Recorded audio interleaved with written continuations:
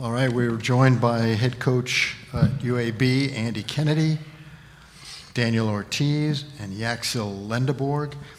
Coach, before we get into questions, could you just give us some thoughts about the game? Yeah, you know, I thought coming into the game, and I said this prior, I've been in both of these situations. Don't let these good looks fool you. I've been around the track a few times in my career. So I've been the first seed, the second seed, and all seeds in between. But I knew that coming in, and I told our team this, I felt like Wichita State was going to have the advantage to start the game. Why? Because they've been in here for 2 games. They've had success coming off maybe their biggest win of the season and knocking off Memphis yesterday. So they were going to come in confident in playing really good basketball. We haven't played in 5 days. Today, this morning, is the first time we were actually in the arena. So I knew it was going to take us a little bit to settle in, but I knew that if we could stay competitive and really and try to win the physical battle, because Wichita State is a very, very physical team. And if we could engage in the physical battle, I felt like then the advantage would be ours in the last 8 to 10 minutes of the game, simply because you can try to psych yourself up all you want. Playing 3 games in 3 days is difficult on your body, and I felt that. You know, luckily, Yaxel kept us in the game, hence the cowboy hat. He kept us in the game throughout by giving us second chance opportunities, making timely shots for us. We were grinding, and I said if we could ever put some real game pressure on them, and Daniel Ortiz stepped up, huge force, made some big shots down the stretch to allow us to advance. The hat is a good look. It is a good look. Yeah. Okay, we'll start in the room. If you have a question, please raise your hand. We've got over here on the right. We'll get a microphone to you. Myron McCaff, ESPN. Myron? Hey, good to see you. Good to see you. Andy, obviously, you know, the shots weren't necessarily falling for both teams, but you get to the free throw line, 22 attempts. How important was that, especially to finish the game? You know what, Myron? We've been pretty average in a lot of areas throughout the course of the season, and we're really good in 2 areas. We're really good off our offensive glass, one of the tops in the country at offensive rebounding percentage, and we're really good at the percentage of points we score. And we're getting just under 78 a game, so it's not like we're at a snail's pace, but we get a large percentage of those from the free throw line. It's kind of how our team is built. We're always trying to put pressure on the paint, play inside out, a little bit of old school basketball, but it's how we're built. We just wanted to stay aggressive, and we were hoping, again, down the stretch, tired legs would give us an angle, and then we had to finish some plays inside. Anything else, Mike? For both Yaxel and Daniel, you beat South Florida before they went on their big run. What do you remember about that game, and what can you take from that, if anything, going into this matchup tomorrow? I would say I remember it being physical. They got a lot of big guards and just a big team overall. But I would say it was a battle, so I expected it to be another battle in order for either team to advance. And to add to that, they have a lot of skilled players, you know, like Case and Pride for sure. He's a skilled big guy that can do everything on the floor. So we just have to take advantage of, you know, him and try to get him in foul trouble as quick as we can and just try to abuse our will, you know, play physical like we always do. JUCO. Yeah. we're bringing it back. Yeah, no. I was There's 2 JUCO guys going at it. Anybody else in the room with a question? Raise your hand. Chuck, we have a Zoom. For those on the Zoom, if you have a question, please use the raise hand feature. We'll get you in the queue. And we can start with Evan Dudley, please. Andy, you look at Gaines' game, he only had 10 points, but you just look at the 7 assists, 2 blocks, 5 steals. Just how important was he in just, you know, guiding this offense, especially in the second half when y'all were able to kind of start taking over and pulling away? I thought the biggest play of the game, was the fact that Eric Gaines at the top of that 1-2-2 got his hand on a ball. Daniel picks it up after he just made 1 3 in the corner and comes down in transition and shot another 3. That was really our first 2 possession plus separation in the game. Eric being active, one of the 5 steals, as you mentioned. And, you know, when we got A.J. Vasquez, when he got eliminated from the game, they said for throwing a punch. You know, AJ, I don't think there was anything malicious. There was a lot of grabbing and holding, and they're just following the letter of the law. So we were really tight. We played typically 8 guys. We don't have a super deep bench as it relates to our backcourt. So taking out a guy that was coming in on 4 consecutive double-figure games for the first team all season, meaning AJ, and playing really good basketball, the other guys really had to step up, and it started with Daniel stepping up huge for us down the stretch. We'll go next to Steve Irvine, please. Andy, what did you guys do different with Colby Rogers today, and how big was that for you guys that he didn't go off like he did the first game against you guys? Yeah, he played 40 minutes. Wow, what a kid, man. And just for the record, I voted for him all conference. I think he's an all conference player.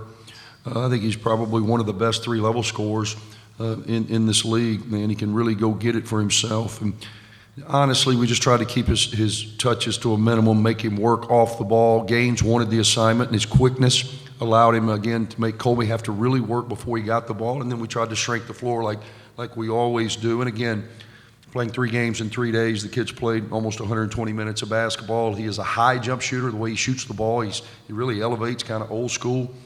He's got a little Walter Davis to his jumper. You know the Hound, doesn't he? The way he kind of brings it up, elevates.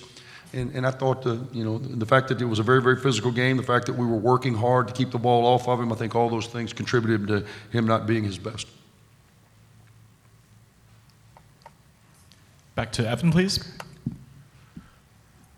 For Daniel, just what were you able to see there in the second half? You really started to get hot. You were able to make some open threes. Just what were you seeing from their defensive alignment there in the second half? I knew I was gonna get opportunities. It just came down to if we was gonna make them or not, and just me being confident and shooting the ball. So it hasn't been the year I wanted it to be, as far as me shooting the ball or me just being as a player. But at this time of the year, it's kind of, you get the mindset to kind of forget all that. It's time to win, and however you can advance is all that matters. So this time of the year, you kind of got to forget about everything that happened during the season and try to impact your team winning, and that's what I came out there and did today. Myron, go ahead. Yeah, Andy, when you're playing in a situation, you're playing game after game after game like that, how much prep is just rehearsing your stuff, and how much is trying to get ready to evaluate the next team's stuff? Today's game, because we had just played Memphis and we just played Wichita State recently, as you said it in the first question, is the fact that we haven't played South Florida since early January. Now, obviously, I have seen them just as a fan of the league and watching their success, but also in scouting other opponents. Amir's done a tremendous job. He should be in serious conversation for National Coach of the Year with what he's been able to do, and it's a shame that a few non-league losses early is keeping him out of serious at-large consideration, but I think they've got a tremendous team. I think they've really maximized who they are, how they're built. So for us, to answer your question, we'll get back, we'll refresh these guys on actions, and ultimately it comes down to dudes, though, man, who can sit down and guard the ball, who can make plays. We'll try to give them a few nuances here and there, how they're going to attack our different looks, because we throw a lot of looks at you by design. And we have to know how they're going to attack a lot of those things. But it'll really be about hydration, hey, rest, man. All these guys are excited about the opportunity and the victory, but you got to take care of yourself between now and 2 o'clock tomorrow for 2 o'clock to be what you want it to be. We'll get them as prepared as possible. We can take one more on the Zoom from Steve Irvine, please. And Andy, with moving Christian Coleman in the starting lineup, what went into that decision, and how big was he early on with his energy early on? I thought it was twofold. Number one, JD's been struggling a little bit with early fouls. I thought Chris had been playing very well down the stretch, and you don't want to say deserved. All these kids deserve it. You're just trying to put the best pieces out there systematically to give your team the best chance to win. But I thought Chris was playing good basketball. I thought the matchup was one in which it was not going to be problematic for us, and I just wanted to give JD a new perspective off the bench. He still had a couple of fouls. He's just not playing to the way that he was earlier in the season. But just as Daniel said, it really doesn't matter now. He could be the man tomorrow wearing the hat.